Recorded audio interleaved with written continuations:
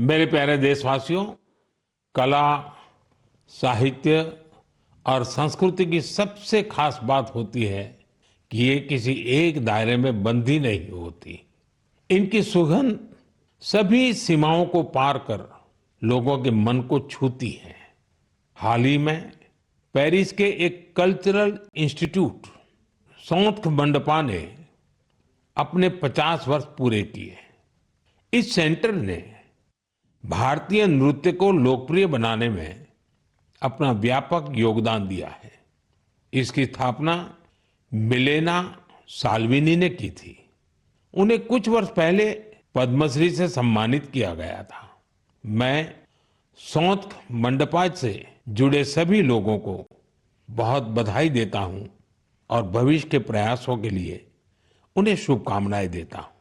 साथियों, ये आवाज इस बात की साक्षी है कि कैसे भूपेन हजारिका जी के गीतों से दुनिया भर के अलग अलग देश आपस में जुड़ते हैं। दरअसल श्रीलंका में एक बेहद ही सराहनीय प्रयास हुआ है। इसमें भूपेन दा जी के प्रतिष्ठित गीत मनुहे मनुहार बाबे, इसका श्रीलंकाई कलाकारों ने सिंहली और तमिल में अनुवाद किया है। मैंने आपको इन्हीं का ऑडियो सुनाया है। कुछ दिनों पहले मुझे असम में उनके जन्म शताब्दी समारोह में शामिल होने का सौभाग्य मिला था। यह वास्तव में एक बहुत ही यादगार कार्यक्रम रहा। साथियों, असम आज जहां भूपेन हजारिका जी की जन्म शताब्दी मना रहा है, वहीं कुछ दिनों पहले एक दुखद समय भी आया है। जुबिन गर्ग जी के असामयिक निधन से लोग शोक में हैं। जुबिन गर्ग एक मशहूर गायक थे जिन्होंने देश भर में अपनी पहचान बनाई। असम की संस्कृति से उनका बहुत गहरा लगाव था। जुबिन गर्ग हमारी यादों में हमेशा बने रहेंगे और उनका संगीत आने वाली पीढ़ियों को मंत्र मुग्ध करता रहेगा। जुबिन गार्ग आसिल अहोमोर हमोस कृतिर उज्ज्वल रत्नो जनोतार हृदय तेयो हृदय जियाय थाकिबो। साथियों, कुछ दिन पहले हमारे देश ने एक महान विचारक और चिंतक एस.एल. भैरप्पा जी को भी खो दिया है। मेरा भैरप्पा जी से व्यक्तिगत संपर्क भी रहा और हमारे बीच कई मौकों पर अलग अलग विषयों पर गहन बातचीत भी हुई। उनकी रचनाएं युवा पीढ़ी के विचारों को दिशा देती रहेगी। कन्नड़ा की उनकी बहुत सारी रचनाओं का अनुवाद भी उपलब्ध है। उन्होंने हमें बताया कि अपनी जड़ों और संस्कृति पर गर्व करना कितना मायने रखता है। मैं एस.एल. भैरप्पा जी को अपनी भावभीनी श्रद्धांजलि अर्पित करता हूं और युवाओं से उनकी रचनाएं पढ़ने का आग्रह करता हूं। मेरे प्यारे देशवासियों, आने वाले दिनों में एक के बाद एक त्योहार और खुशियां आने वाली हैं। हर पर्व पर हम खरीदारी भी खूब करते हैं और इस बार तो जीएसटी बचत उत्सव भी चल रहा है।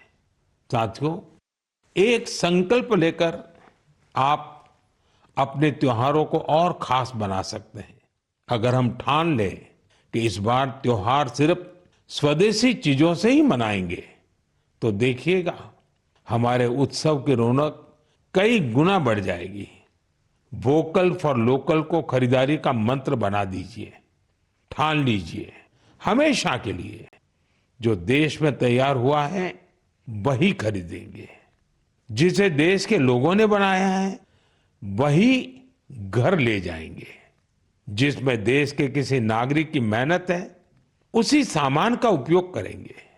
जब हम ऐसा करते हैं तो हम सिर्फ कोई सामान नहीं खरीदते, हम किसी परिवार की उम्मीद घर लाते हैं, किसी कारीगर की मेहनत को सम्मान देते हैं, किसी युवा उद्यमी के सपनों को पंख देते हैं। साथियों, त्योहारों पर हम सब अपने घर की सफाई में जुट जाते हैं, लेकिन स्वच्छता सिर्फ घर की चार दीवारी तक सीमित न रहे। गली, मोहल्ला, बाजार, गांव, हर जगह पर सफाई हमारी जिम्मेदारी बने। साथियों, हमारे यहाँ ये पूरा समय उत्सवों का समय रहता है और दिवाली एक प्रकार से महा उत्सव बन जाता है।